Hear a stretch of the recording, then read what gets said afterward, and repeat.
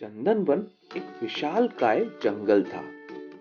जंगल में सभी प्रकार के जानवर रहते थे। जंगल में मोती नाम का एक हाथी भी रहता था।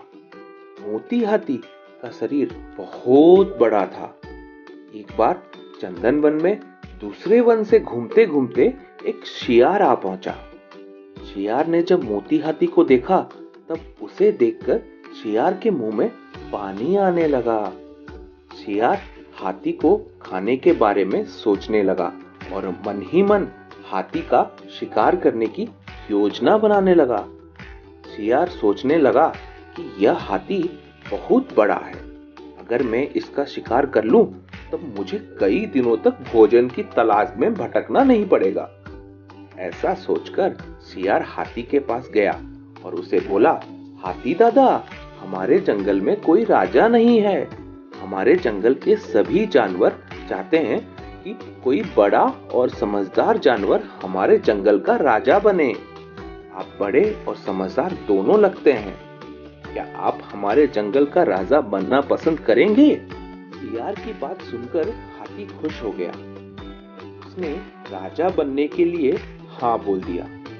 इस पर शियार ने हाथी को अपने साथ चलने के लिए बोला।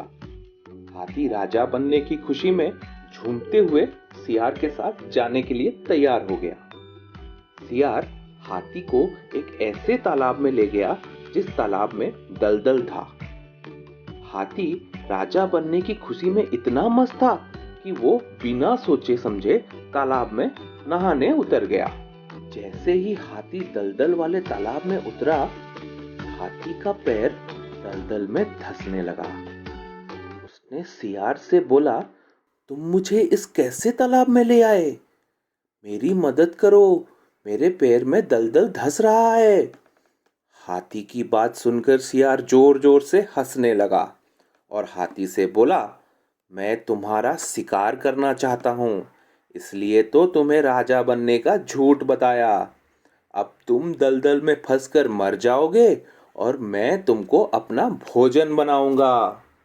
शियार की बात सुनकर हाथी की आंखों में आंसू आने लगे। उसने बाहर निकलने की बहुत कोशिश की। बहुत बार शियार से बाहर निकलने की विनती भी की, लेकिन शियार ने उसकी कोई मदद नहीं की और हाथी कुछ देर के प्रयत्न के बाद मर गया। हाथी के मरने के बाद शियार हाथी के को खाने के लालच में उसकी पीठ पर चढ़ गया।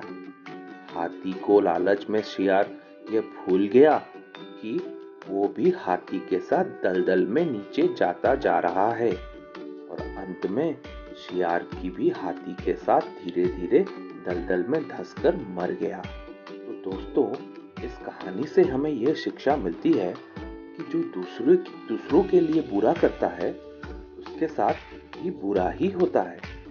इसलिए हमें जीवन में कभी भी किसी के साथ बुरा नहीं करना चाहिए। अगर हम किसी के लिए बुरा करते हैं तो हमें भी अपने साथ ऐसा होने के लिए तैयार रहना चाहिए। आज के लिए इतना ही। मिलते हैं अगले कहानी के साथ एक नए वीडियो में। तब तक के लिए धन्यवाद।